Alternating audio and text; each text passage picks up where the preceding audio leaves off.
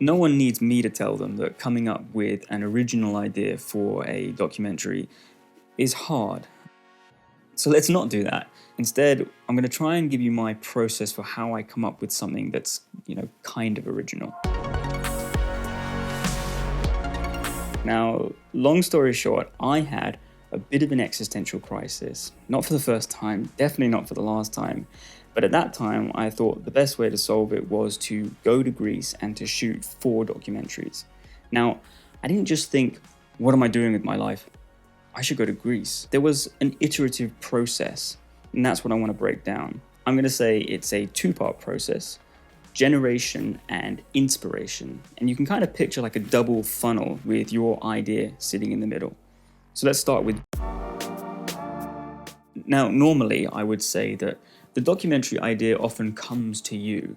You meet an interesting person, or there's like a significant world event happening, or even like a local event that you're maybe connected to, and you think, that would make a great documentary. And there you go. You've got your idea, you've got your film, you just go do it. But if you're starting from a place of, I want to make a film, well then a film about what? This is where the generating an idea becomes really challenging, because in theory, you can make a film about anything. So finding something to focus on can be really hard. The impulse is often to watch work from filmmakers we like and creators we admire, but I think that's a mistake. It's getting way too far ahead of ourselves in the creative process. At this early stage, watching other people's work is probably more harmful than helpful. It's either going to encourage you to make like a cheap copy of that film you like, or it's going to discourage you. It's going to make you feel jealous or like angry that you didn't come up with that great idea. But you've got to remember that whatever the circumstances were that led to the creation of that film that you like, those aren't your circumstances. And you today can probably only make a film about a few things. And that's a good thing. And there are ways that you can narrow down your ideas even further. So going back to our funnel, finding your idea is about narrowing down to something small, specific, and simple. And then from that point, you can expand outwards. But at the start, I like to ask myself a few questions, like, what am I interested in? What can I get access to? What can I afford to produce? And what can I realistically achieve? The first question is arguably the most important, but it's the hardest to answer because I'm interested in all sorts of things. So it doesn't really narrow my options down. That's what the other questions are for. They are more practical and therefore limiting because I can only do certain things. So be asking yourself, who, what, where can I, realistically get access to? And think in terms of friends, friends of friends, family friends, through school, through work. You'd really be surprised at the kind of networks that people have behind them and the connections that you can tap into. I got to go to CERN in Geneva through my university. There were people who were working on the project, and so I asked if I could get in, and I could. And then I got to go to this really fancy institute in South Africa for people who just like sit and think about big things. And I wanted to do some filming with a guy, a physicist, and I didn't know him, but my dad was friends with a guy who was working with him. And so I managed to, network my way to the guy, and he invited me over to this institute, and he's tried to get me over there a couple of times since, and they refused to let me in now. And I think they figured out that I'm not like big-brained enough or like important enough in my industry to be worthy of their institute. But that's fine. The point is that you could be surprised at like where you can get to through people that you already know. It's 6 degrees of Kevin Bacon. So once you've figured that out, you then need to be thinking in terms of like, okay, well, I can get access to this institute in South Africa. That means I have to travel there. Can I afford to travel? Can I, I've got accommodation concerns, all that kind of stuff. So that's another question you need to ask. And then you need to think in terms of like, well, do I need to bring people? Have I got the right equipment? Can I collaborate with someone? Is there like a sponsorship opportunity if the subject and some company or whatever align?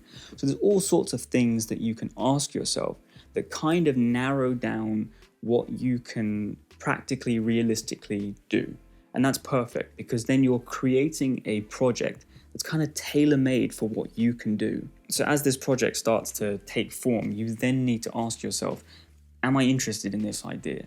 Because if it's not captivating, if it doesn't really just excite you, kind of meh, you know, you're not going to follow through on it, at least to the fullest extent, and that's just death to the project. It doesn't matter how doable it is, it's got to be exciting for you.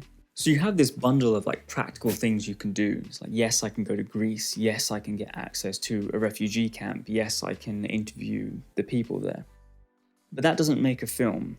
You have to then distill all that into a single simple sentence that kind of summarizes your film.